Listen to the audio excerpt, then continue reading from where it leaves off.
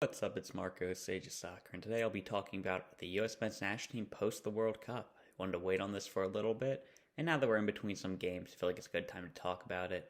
And when we look back at this tournament, I think it was kind of just an average World Cup for us. I mean, we hit our expectations, but that's about it. We had some good performances, but we didn't really have anybody have like a breakout tournament, and it was just a pretty average World Cup with our best talent pool ever.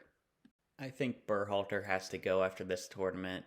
It wasn't like an awful job or whatever. We did hit our expectations, but when you look at the games individually, he went defensive against Wales, and it cost us 2 points. He went defensive against Iran, and it almost cost us the knockout round. And despite a good performance against England, he was completely outcoached by Louis van Gaal. And though part of it's like that was just a really good manager, and I'm not going to judge too much. Like, I'm not going to judge our players for having a bad performance against the Netherlands. But you can see he's just not really good enough. We're still being outplayed by top squads. And the gap in talent between us and the Netherlands really wasn't that big. And plus, there's still a potential rift with Gio Reyna, which I think there's a little bit of a smoke there. And just the overall lack of progress made by the team, which hasn't shown great improvement. We were still the team that had to go really defensive in order to get to the knockout round, so I really feel like he should be leaving now.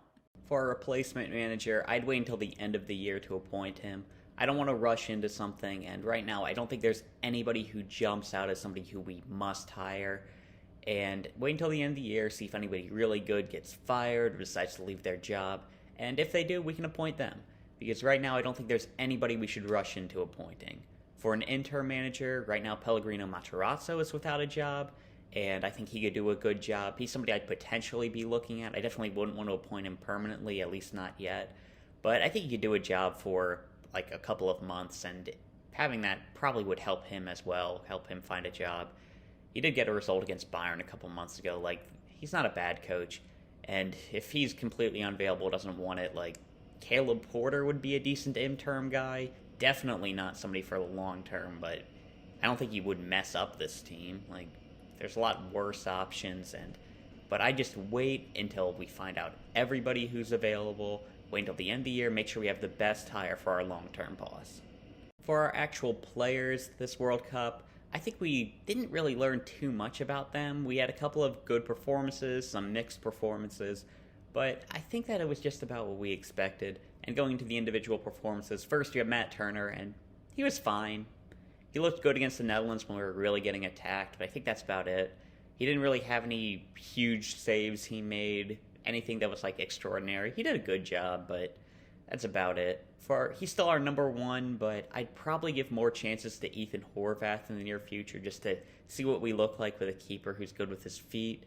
But I think Matt Turner's still our number one. He did a good job, but nothing like exceptional. He wasn't really given a chance to be exceptional. I don't think there was any shots that he let in that he really should have saved. And there wasn't really any huge saves he made outside of Netherlands when we were already down a lot. Then we have Tim Ream. He was pretty good. Makes you question Berhalter for dropping him, and honestly John Brooks, given the lack of speed thing. Looked pretty bad against the Netherlands, but so did the rest of our defense. I feel like he did a good job, especially for not being in the team at all in the lead up to the tournament, which, again, man, bad call by Berhalter. And honestly, though, I think he should retire from the national team after this. Go out on a high. We can get some new center backs into the team. And I think it was a very good tournament for him. It's a good point to leave off of. Next, we have Walker Zimmerman, and he was our worst starter. He cost us against Wales, giving away the penalty, and he was putting us under pressure against England with a ton of poor passes. I mean, no center back was going to do well against the Dutch, but he wasn't great, and I feel like this tournament he was the liability we expected him to be. I'd drop him for at least a year. Give our other more talented center back starting time, get Chris Richards into the team, Cameron Carter-Vickers could be a regular starter, then give Austin Trusty, Mark McKenzie, Eric Palmer-Brown, like all of them a chance to get just a better center back into the team. He was kind of our worst case scenario option, and it really showed. Cameron Carter-Vickers was very good in his game against Iran, solid on the ball and good defensively, and very good in the air, though we should say this was only against Iran. And while they obviously had to make the World Cup, they were pretty bad, and I don't think we judge too much off of it, but I think he is much better than Walker Zimmerman in just about every department, and he should have started this entire tournament, and hopefully he will be a regular in the national team now. Then we have Sergino Dest. He showed his talent going forward, and he wasn't too bad defensively. He could have done better defensively against the Netherlands, again, like everybody. I think he showed his skill, though, in that game. He was really good offensively, and again, I don't think he was really that much of a liability, and I'd really like to see him become a mainstay in this team. I think Joe Scally has a chance to pass him. He's a bit more of a well-rounded option, and as he continues to grow, we might see him as a better option than Dest. We'll have to see how Dest develops in Milan, but at the moment, I think Sergino Dest is still our starter. Then we have DeAndre Yedlin. He came on late in the games for Sergino Dest and really did nothing. I guess he got a pass to Pulisic, who assisted Wright, but I don't really care about hockey assists, especially when you screwed up the first touch leading up to that. Joe Scally is better, and I don't think DeAndre Yedlin should be back with the national team ever again. He was only here for experience, which everybody has now. And I think while he didn't screw things up, he certainly didn't add anything to the team. Shaq Moore is in a similar boat to Yedlin. He came on, but while Yedlin didn't mess anything up, Moore was actively bad, giving away the ball and offering nothing going forward. He's still young, though, and I think he does have a chance to get better, but I'd give a lot of other players a chance before I play him again. And when I say other players, I mean like MLS other players like Nathan Harriel and Tavon Gray. And that's not to mention guys like Brian Reynolds and Joe Scally. But I don't think we should throw him away from the national team just yet. Jedi Robinson is an interesting case. I think he was very solid defensively this tournament, barring the knockout round. And offensively, though, he was hit or miss, but I'd say he was pretty good in the group stage. He was bad in the knockout rounds, but like a lot of our team, it was just he got outplayed by somebody who's a Champions League level player. And you can't judge him too much for that. But the question is with Jedi, it's will he be able to reach that next level? Because he's basically at the same point that he was a couple of years ago, where he's like decent Premier League left back, probably a really good championship left back at the moment. If he takes that next step forward, he could be really good for us.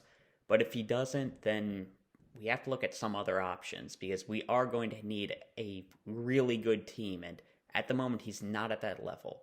He will stay our left back, as he's literally our only option. Nobody's even close. There's nobody even worth like giving an opportunity to at the moment. We'll see how John Tolkien does in Camp Cupcake, but yeah, he's going to remain our starter. Tyler Adams was great this tournament, really good defensively, and his passing looked improved. I don't think we should give credit to Jesse Marsch for that. He's been with Jesse Marsch most of his career.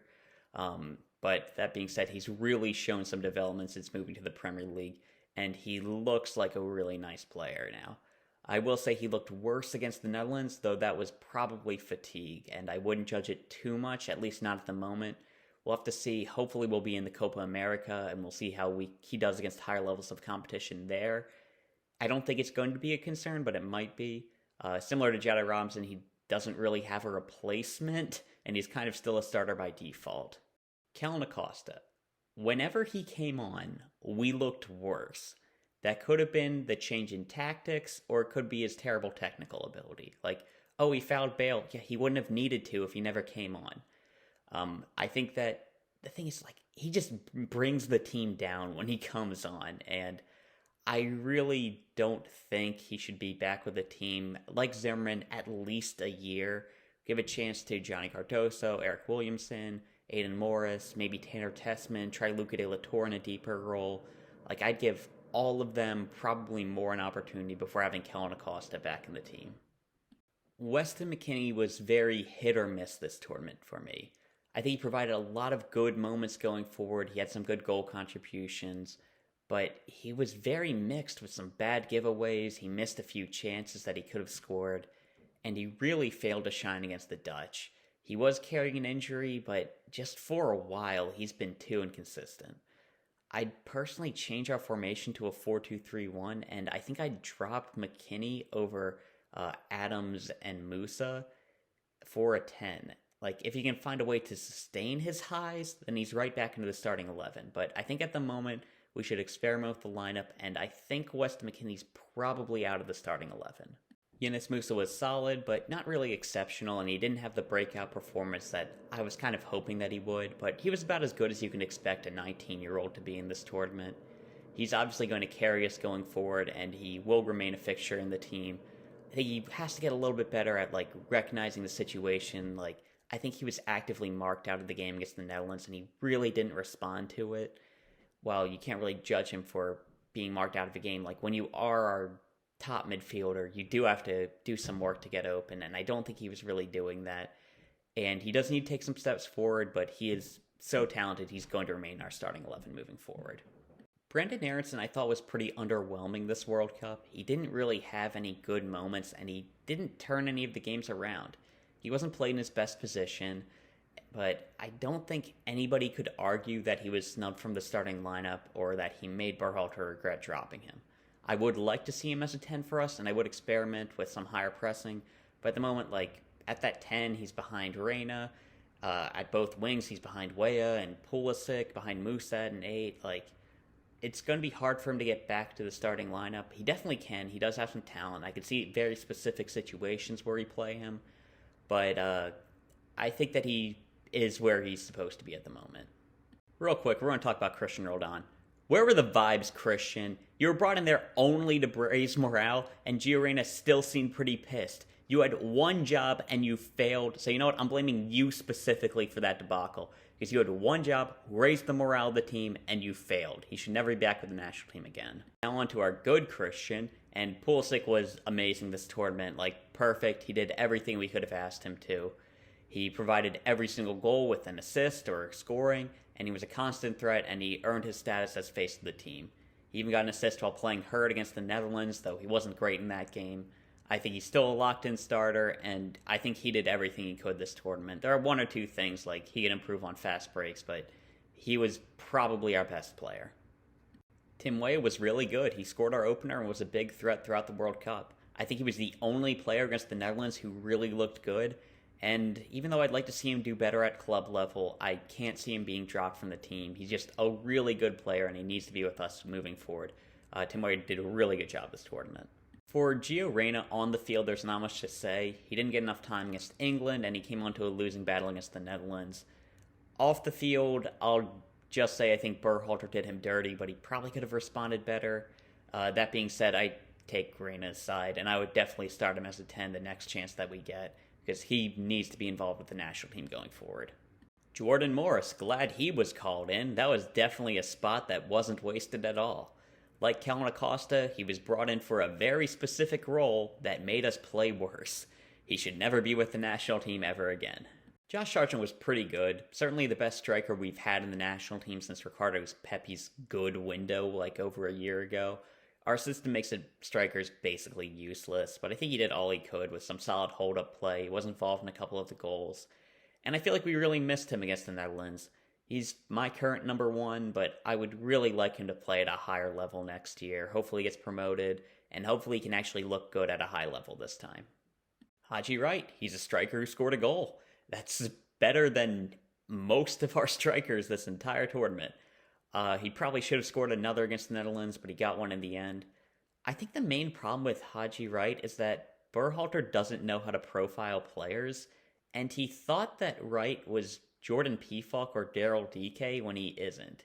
He's more of a technical striker that can combine well, very good in the box, but he isn't the physical presence that Berhalter seems to think he is.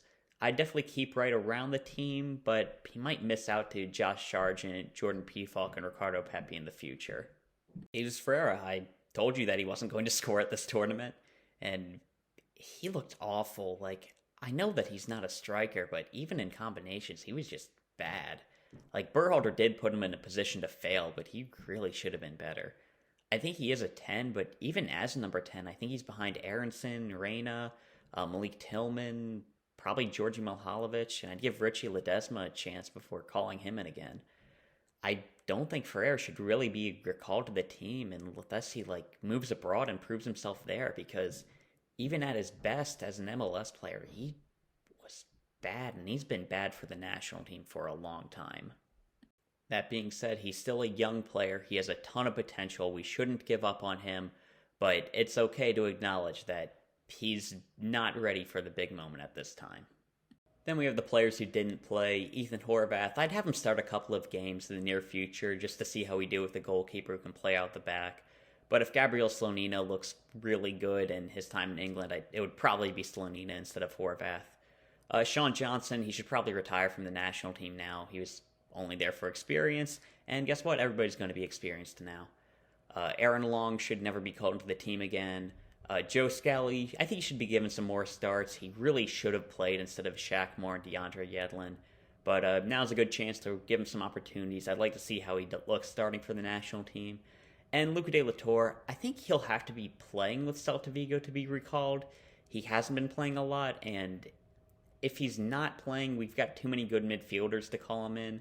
But if he is playing a lot, I'd love to call him in. I'd love to see him start alongside Yunus Musah. I'd love to give that a try at a 2 and a 4-2-3-1. I'd love to see that happen. But for this World Cup specifically, he probably shouldn't have been there because it seems like he wasn't healthy. And if he was healthy, he should have played a lot more, though.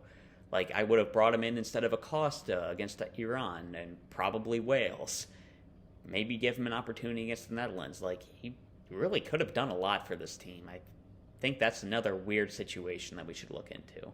Our next real window is going to be the Nations League in March, and I'd call in a couple of new faces and mix up the team a bit. We also have Camp Cupcake coming up, and I would honestly bring none of the MLSers from this World Cup.